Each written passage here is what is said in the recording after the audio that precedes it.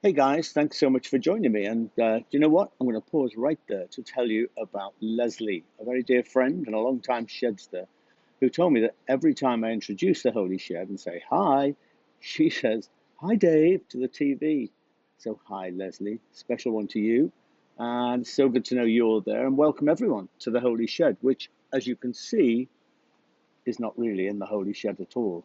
Actually, we're in the Royal Albert Dock in Liverpool, where I've been spending the weekend with Pat and our daughter Lizzie.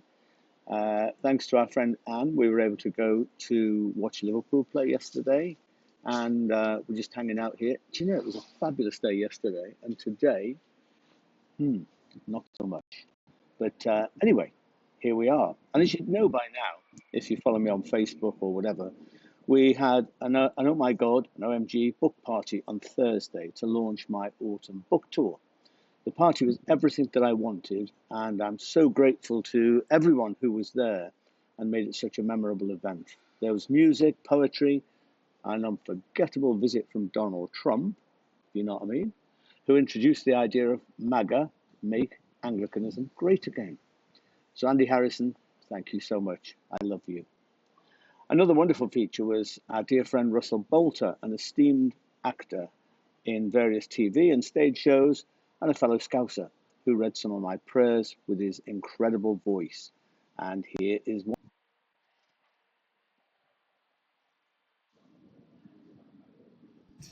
Okay, I'd like to read some of Dave's poems, if I may. This one's called Blessed Are the Giver-shits. Blessed are the giver-shits, the ones who can't stand idly by while others suffer or the planet groans. Blessed are those who laugh at themselves. They'll never run short of things to laugh at. Blessed are the buskers who lift our spirits when we're stressed and rushing for the tube. Blessed are those who don't get into social media squabbles, who starve daft people of attention. Blessed are those who spontaneously decide to pay forward at a coffee shop or make up the difference when a shopper hasn't got enough at the checkout. Blessed are the big issue vendors who stand or sit on the street in all weathers to make an honest quid or two. Blessed are the cheesemakers. They make a lot of crackers very happy. Blessed are those who know the difference between a mountain and a molehill. Blessed are those who stay human instead of playing God. Their life would be a whole lot easier. Blessed are the cracked, for they let the light in. It's a nice one, isn't it?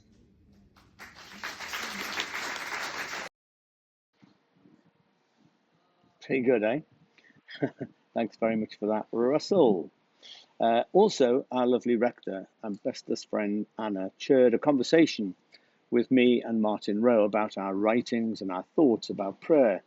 Martin was my assistant vicar and close colleague at St. Luke's for many years, and a wonderful writer who recently released a book called Julian of Norwich's Teabag, Prayers and Poems from Morning to Night. Definitely recommended.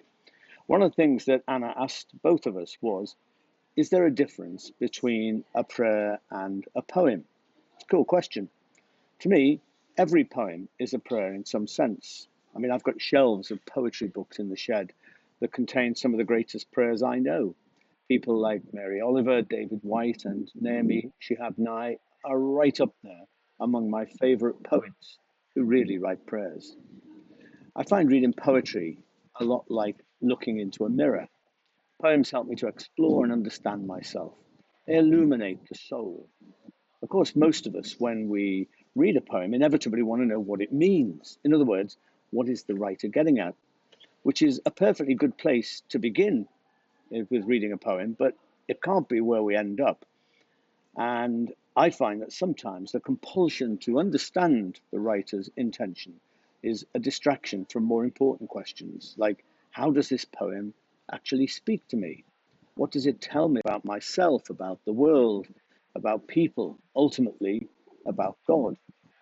I think poems are often unintentional prayers. The writer may not believe in prayer or even in God for that matter, but that really doesn't matter. That makes not a jot of difference. They're still prayers, maybe covert prayers. The world is packed, I think, with covert prayers, subversively connecting unsuspecting readers to the God who they may not know but is always at their side. But some poems are indeed intentional prayers, and that's what my book OMG is. And I was knocked out last week when a lovely woman described the book as poems to God. Now, I would never have thought about them in quite that way, but that is exactly what they're all about. Prayers and poems and songs and art in general have the wonderful knack of articulating the soul's deepest longings or highest aspirations, of reaching toward divinity by whatever name. Nick Cave once said that real love songs are ultimately directed at God. They are ways, as he put it, to fill up the silence between ourselves and God, and in the process, speak God into being in the world. Martin Buber, the great Jewish philosopher, identified two primary modes of relating to others. There's what he called an I-it mode, in which we objectify the other, treat them as its, entities of our own will or purpose. And then there's an I and thou mode of relation, in which we recognize and acknowledge and embrace the otherness of the other, treat them as equal corresponding beings to ourselves, as a thou.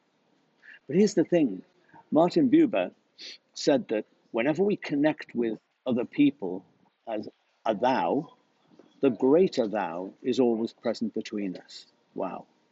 In other words, wherever there is genuine love, there is God. Or as First John puts it, God is love, and those who live in love live in God, and God lives in them. Or wherever speech, poetry, paint, canvas, music, and songs feel their way toward the very ground of our being, there is prayer, there is God. Prayer expressed in whatever ways allows us to connect with the thou-ness of our own selves, the thou-ness of others, the thou-ness of the world, the thou-ness of God, setting aside ego and ambition and falsehood. If a poem or a song or a piece of art is true to itself, it strips away fabrication and fakery. And that's what a true prayer does too. A real prayer is always authentic, honest, vulnerable, nakedly open to life, to God. We think of prayers as words, and they are often, but at their core, prayers are not words. They're things which are logged in our guts. They're gut instincts, if you like, languages of the heart that sometimes find words, but not necessarily. One of the prayers in my book that attempts to express something that I sense deep down is called Perfectly Imperfect, and it goes like this. Dear God, as you know, I am perfectly imperfect, a liberated and perfectly contented failure at being the perfect person I once thought that I should be. As a matter of fact, I'm getting extremely good at it now, having abandoned years of pointless misery. I still remember the pain of feeling I didn't meet up to other people's expectations, let alone my own.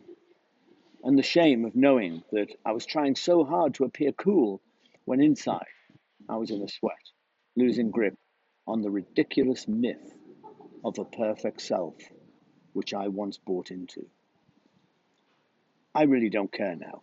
Hey world, this is me, perfectly imperfect and feeling great. Why do we do it?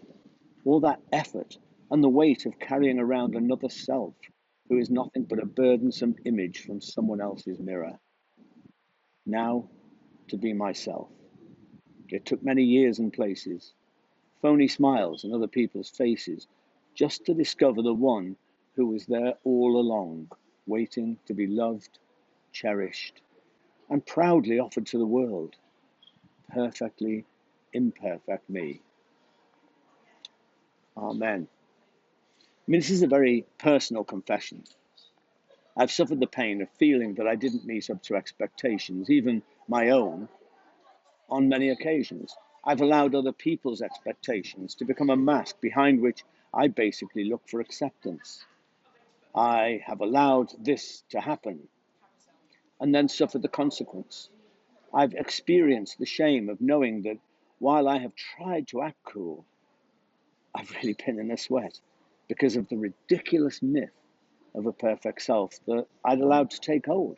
But here's the thing, standing open and vulnerable in prayer, such myths become apparent for what they are. And I sense the idiocy of shame and walk away, an imperfect but free person, now to be myself. It took many years and places, phony smiles, and other people's faces, just to discover the one who was there all along, waiting to be loved, cherished, and proudly offered to the world, perfectly imperfect me. The fact is, guys, in order to evolve, we have to make mistakes. It's how evolution itself works, right at the core of our being. It's how we grow and evolve. There's a crack in everything. That's how the light gets in, says the glorious Leonard Cohen in his song Anthem. I mean, how does a child learn to walk? By falling over. How do ideas get sharpened? Through having bad ideas. How do relationships become strong and durable and lasting? Well, through many sorries, forgive me's, and heartfelt reconciliations. So there you go. I think the rain is just about stopping here at the Albert Dock, and maybe we'll get something to eat in a bit. But these are a few cogitations from the front line in Scousland, where we had such an amazing experience yesterday at Liverpool FC and met a Liverpool legend, John Barnes. Fantastic. Melted my wife's heart. So there you go. If you like what I'm about here in the shed, you can support us. You can just follow the link on your screen now and buy us a coffee. And folks, we are so grateful for all those of you who do this or who support us in lots of other ways too. It's all deeply appreciated. And here on your screen right now are just some of the places that me and Pat will be turning up in October/November to talk more about prayer and my book. Other dates will be arranged, and if you think you could arrange one down your way, well, let me know. You never know.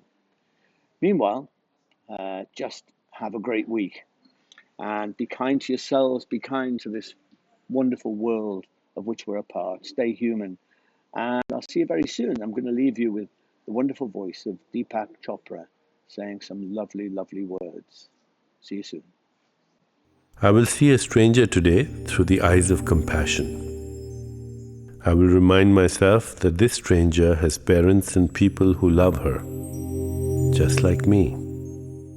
I will remind myself that this stranger has moments of joy, just like me.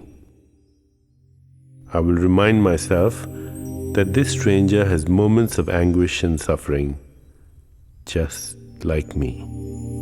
I will remind myself that this stranger will one day grow old, just like me.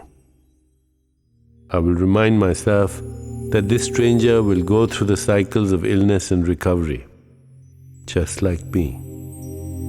I will remind myself that this stranger will one day die, just like me.